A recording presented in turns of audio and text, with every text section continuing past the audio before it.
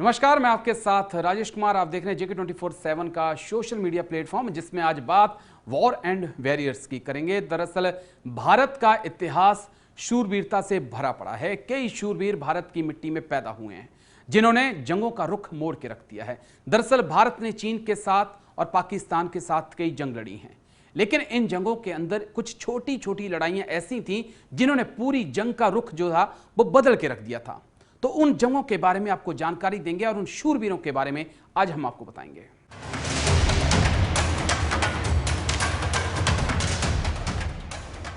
दो देशों के बीच जब जंग होती है तो सैन्य ताकत के साथ साथ देश की इज्जत भी दांव पे होती है। हम इन जंगों को तो याद रखते हैं, मगर इन जंगों के अंदर उन छोटी लड़ाइयों को भूल जाते हैं जो हमारे सैनिकों की वीरता की सबूत होती हैं। दो देशों की लड़ाई में कुछ ऐसे ऑपरेशन होते हैं जो छोटे होते हैं, मगर उनका रोल बड़ा अहम होता है। 1965 की जंग में भी कुछ ऐसा ही हुआ था, जब पाकिस्तान ने कश्मीर और गुजरात पे कब्जा करने के लिए ऑपरेशन जिब्राल्टर और ग्रैंड स्लैम शुरू किया था।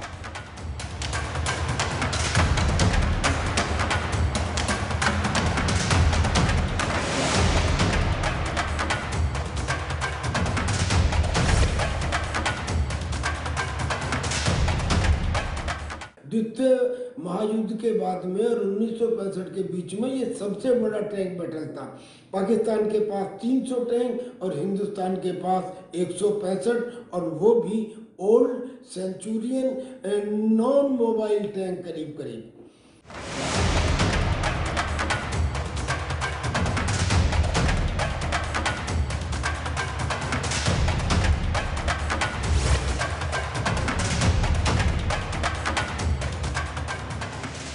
पाकिस्तान की चाहत जंग को कश्मीर और गुजरात में लड़ने की थी, मगर मोर्चा पंजाब में भी खुल चुका था।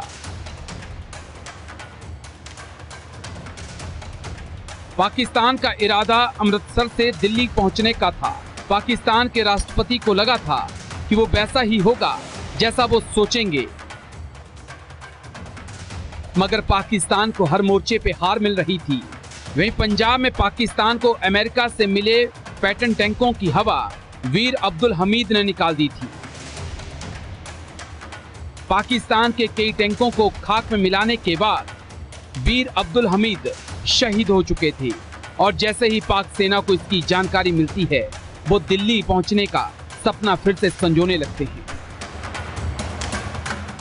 अब्दुल हमीद ने एक टैंक उसके बाद अपनी पोजीशन को तुरंत फ्रैक्शन ऑफ ए सेकंड में बदला, दूसरे टैंक को इमोबिलाइज किया, फिर बदला, फिर तीसरे टैंक को इमोबिलाइज किया, और जब वो चौथे टाइम अपनी पोजीशन बदल रहे थे तब वो टैंक की गोली का शिकार हो गए और उन्होंने शहादत दे दी। वीर अब्दुल हमीद शहीद हो चुके थे। इसकी भनक पाकिस्तान को लग चुकी थी। पाकिस्तान को लगा था कि अब दिल्ली दूर नहीं है, इसलिए उन्होंने रात के समय अपने टैंकों को अमृतसर की तरफ कूच कर दिया। लेकिन वहां जो हुआ उसने पाकिस्तान को हैरान कर दिया। पाकिस्तान के पैटर्न टैंक ने रात के अंधेरे में अमृतसर की तरफ कूच करने का फैसला किया। भारत को इसकी भनक लग चुकी थी, इसलिए भारतीय सेना ने पाक टैंकों को रोकने की जिम्मेदारी 4 ग्रेनेडियर के 2 बहादुर जवानों और जिगरी दोस्तों को दे रखी थी। नाम था मोहम्मद शफीक और मोहम्मद नौशाद। पाक टैंकों के आगे 2 जीप चल रही थीं, जिसमें पाक के बड़े अधिकारी बैठे हुए थे। रात को जैसे ही 2 बजे मोहम्मद शफीक और मोहम्मद नौशाद को पाक टैंकों की आवाज साफ सुनाई देने लगी थी। घात लगाकर बैठे जवानों ने पाक सेना को पास आने दिया, और जैसे ही पाक सेना एलएमजी की रेंज में आई, दोनों ने फायर खोल दिया। अचानक खुले फायर से पाक सैनिकों में अफरा तफरी मच गई। पाक सैनिक भागने लगे और गोलियों का शिकार होने लगे। स्थिति ये हो गई कि पाकिस्तान की फौज में टैंकों को खुद ही लोग जलाकर तबाह कर छोड़कर भागने लगे।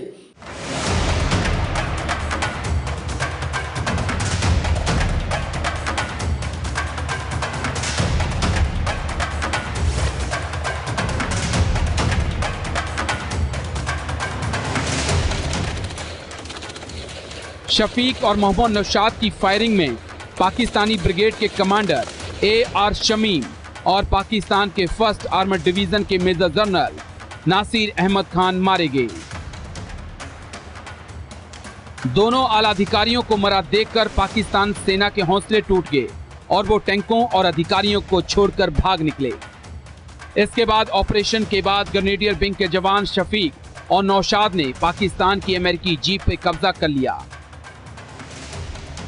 इतने बड़े रैंक के अधिकारियों के मारे जाने से पाक की आर्मर्ड यूनिट के हौसले टूट चुके थे और पाक को हथियार डालने पे मजबूर होना पड़ा। लड़ाई लड़ने से पहले पाकिस्तान के पास 3 आर्मर्ड डिवीज़न थी और जब लड़ाई ख़त्म हुई सितंबर में तो उसके पास 1 आर्मर्ड डिवीज़न रह गई थी। यानी